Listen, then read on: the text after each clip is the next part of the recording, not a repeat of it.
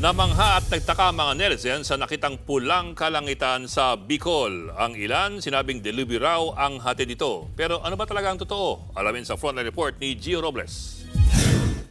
Pulang-pula ang kalangitan sa Camarines Sur kaninang umaga. Sunrise pero red sky ang nakikita. Ang isang ito, picture perfect kasama ang Bulkang Mayon.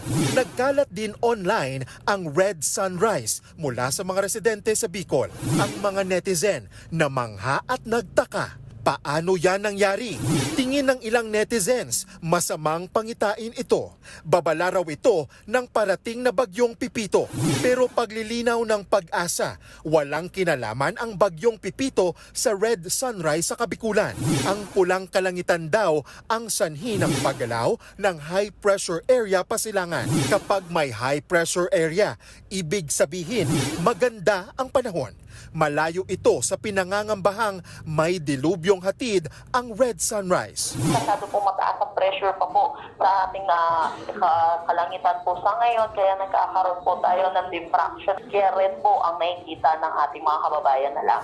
Gayunman, nag-abiso rin ang Pag-asa na maapektuhan ng bagyong Pipito ang Kabikulan. Kaya anumang kulay ng langit, dapat laging handa. Nagbabalita mula sa Frontline, Gio Robles, News 5.